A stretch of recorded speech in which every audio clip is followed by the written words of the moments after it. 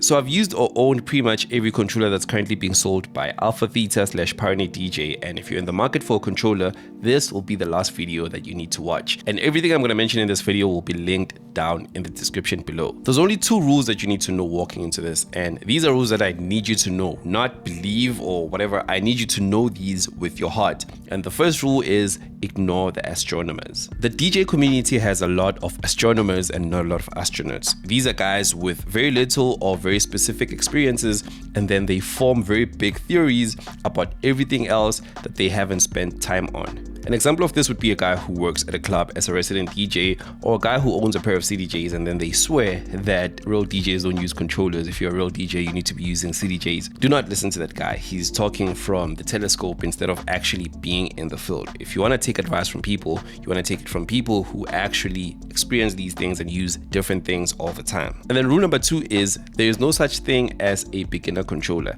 Yes, it may be labeled as such because of the price and size, but otherwise the skills needed to use this very small controller are the same skills that you would need to use this thing that cost me as much as my first car when I bought it. So whether you go beginner or pro, you still need to learn how to DJ. A beginner controller is not going to DJ for you or make it easy for you. Now, if you understand that, good, we can move on. And if you don't, you can just leave a comment and I'll help you the best way that I can. Now, let's look at the categories. First, we're going to look at the types of DJ gear and then the tiers of the controllers we're going to have a look at. First, the types. So there's DJ controllers which need a laptop / iPad or phone to function, and the music is going to be stored on the device, i.e. the laptop, iPad or phone, and this is going to be the cheapest option and it's readily available. And then from there we have CDJs, which are self-contained players where the music is stored on an SD card or a USB. These are very expensive and they are the industry standard. And then finally we have standalone units. Think of these as like hybrids. So if a pair of CDJs and a controller had a baby, it would be a standalone unit. They look just like controllers, but instead of using a laptop / iPad / phone, you can just put your USB in and play the music from there. They're pricey as well, but very, very powerful. And then now we're gonna move on to the tiers. It's gonna be beginner, intermediate, pro, and standalone. Now with beginner controllers, they tend to be small, they're made out of plastic. Now it's not terrible build quality, but they are made of plastic and they have limited features and very limited input / output ports at the back. And then with intermediate controllers, they tend to be bigger than the beginner ones. They tend to have better build quality and more connectivity. And then with pro level controllers, they obviously have high-end build quality, they have advanced features, and most importantly, they have pro connectors at the back where you can connect pro level speakers. And then with standalone units, they're just like pro level controllers but on steroids, and that's going to make a lot of sense once we get to the list of controllers. The first controller that we're going to have a look at is the DDJ FLX2. This is one of the few controllers that I don't actually recommend, and I do have a dedicated video on it which I'm going to link down below. It's the smallest controller here and it doesn't have a track selector knob, so every time that you need to select a track, you need to touch your laptop, which can be very annoying. It works with your laptop, tablet or phone and can be used with Serato DJ, Rocketbox, DJ Pro and many more. It also has smart effects where you can use one knob to perform functions that would normally require you to use multiple knobs and buttons to perform. While it has a lot of new exciting features, it doesn't have any decent outputs. Even the speaker outputs uses the same jack as your headphones, which is not really ideal. The price on this is $189, which makes it the cheapest option here, but I would strongly suggest that you buy something else instead of this. Option number 2 is the Rev 1. This is a Battle DJ style controller. It has 2 channels and only works with Serato. Now I've seen a lot of beginner DJs buy the Rev 1 simply because it's cheaper than the FLX4, which is the controller that we're going to talk about next, but that is a very big mistake. There's only 2 reasons why anyone should buy this controller. Number 1 is that you want to be a battle / scratch DJ. Number 2 is that your budget needs to be very, very tight. Both of these need to be true at the same time. If it's just one, then there's better options for you. It also has large jog wheels, and for outputs it has RCA, which is the red and white wires. The price on this is $259, and it's a very good price if you're just getting started. And then now we're going to move on to quite literally the most popular DJ controller there is on the planet right now, and that is the DDJ FLX4. This is probably the best option for beginners, and like I said, it is the most popular DJ controller on the planet right now. I also do have a dedicated video on this controller as well,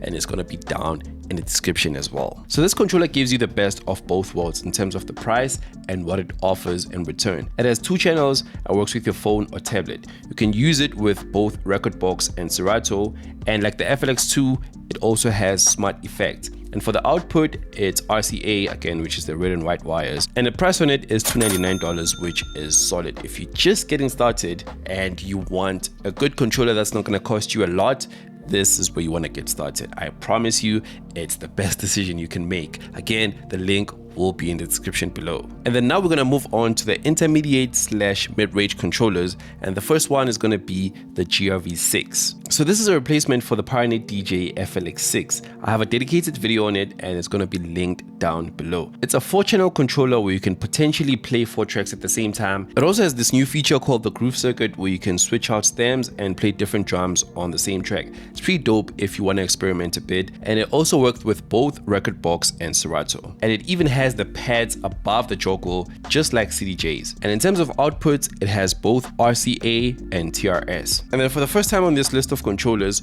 we have a booth output. So basically what a booth output is, imagine that you're in a club and you're playing for a group of people. There needs to be speakers in the booth with you so that you can be able to mix in real time. Now this controller has a separate output for those speakers that are going to be with you in the booth output, and you can control the volume separately from the rest of the speakers. This is a very good feature to have if you want to live stream your mixes on social media. So you can have the booth output connected to your phone where the audience is listening to you while you're live streaming, and then the other output is connected to the speakers that you have in your setup. That way you can listen to what you're mixing and the audience can also listen to what you're listening as well without you having to buy extra equipment, which is pretty dope. The price on this is $899, and for what you're getting, it's not too bad. And then the second mid-range controller that we're gonna have a look at is the Rev 5. So everything about this controller is actually pro except the build quality. It's not bad at all, trust me, it's very solid.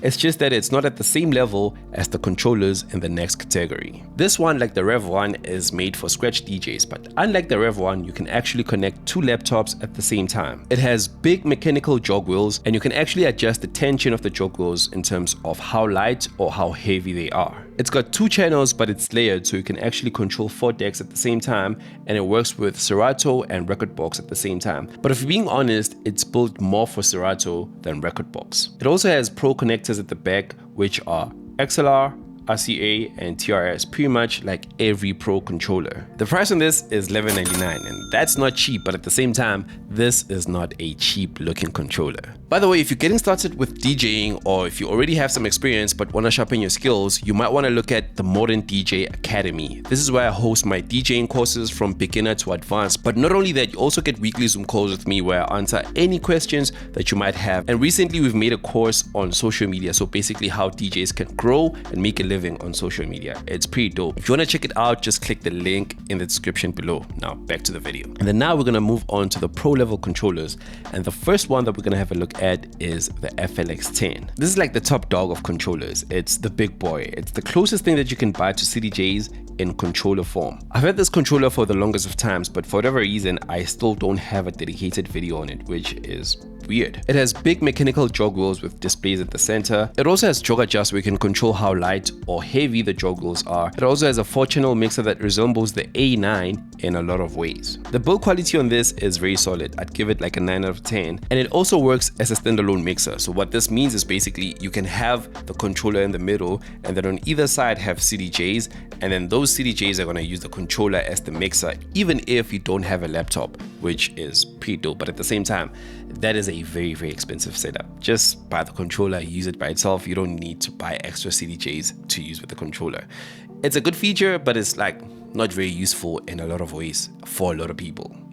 Hopefully that makes sense. You can connect 2 laptops at the same time like the Rev 5, and it works with both Rekordbox and Serato. It's got booth output too, and it's the controller that I use pretty much every time that I'm live streaming. And at the back it has Pro connectors, which are the XLR, TRS, and RCA. The price on this is $15.99, and I'd be comfortable paying more because for what you're getting, this is solid. I love this controller. A lot of DJs online love it because it's the best. There's not a lot of bad things that I can say about this controller. It's the best. Next on the list is the Rev 7. Think of this as like the Rev 5 but better. It's similar in size, but the build quality is better. It has vinyl style jog wheels which actually move when you press play, and they also have a jog display in the middle, which is pretty dope. Again, this is made for scratch DJs, and it doesn't have layered decks like the Rev 5, so there's no deck 3 or 4, but it can be used as a standalone mixer like the FLX10. There's no Q button because, again, if you're a scratch DJ, that's not something that you need. And it also works with Serato, which is a software that was originally designed for scratch DJs anyways. And at the back, it has pro outputs. Now, this is not a controller that's made for DJs like me. You know, I play a lot of dance music and I don't need to scratch all the time. But if you want to be a scratch DJ, this is probably one of the best controllers that you can buy. The price on it is $19.99, and I'm not going to comment a lot on the price. So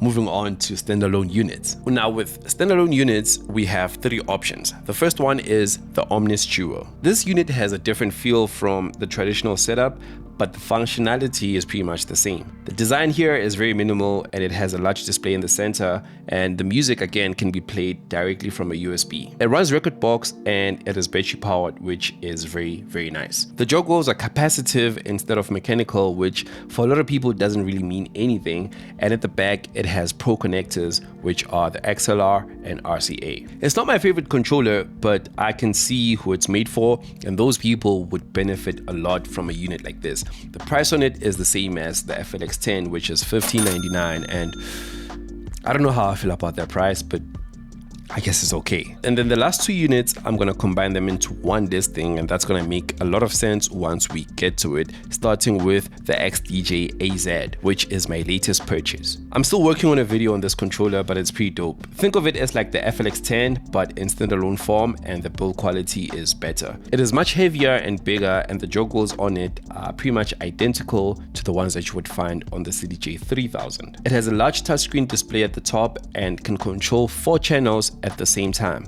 At the back, it has pro connectors, which are the RCA, TRS, and XLR, and it has Sonic Link, which is not that important right now. I'm not gonna get into it. The price on this is $34.49, which is not cheap. It's not cheap. In fact, locally where I am right now, it costs a bit more than that because of the import duties that you have to pay. And man, it's oof.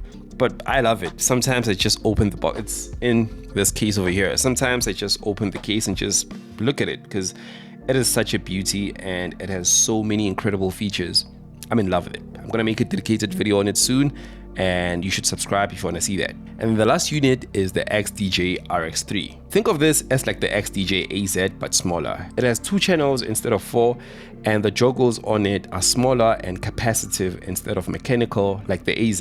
There's no Sonic Link, but like I said, that's not very important, and the build quality is pretty much identical. And then everything else, at least in the functional sense, is identical except for the price, of course. The price on this is $21.99, which is still expensive, but you know, for what you're getting, it's a pretty dope controller. Now, which one do I recommend for you? Like I said, all of these controllers are going to be linked down below. Now, if you're just getting started and you want a reliable controller that's not going to break the bank, the FLX4 is very hard to beat. You get the FLX4, you'll be happy. Now, if you're a DJ who's already getting booked at weddings or events, or if you use your controller outside of your house, or if you want to be able to live stream on social media without buying too much gear afterwards, then the FLX10 is perfect for you. And if you are or want to be a scratch/battle DJ, then get the Rev 4 or the Rev 7. And then if you have the money and you don't want to use a laptop/iPad/phone when DJing, then you can get the RX3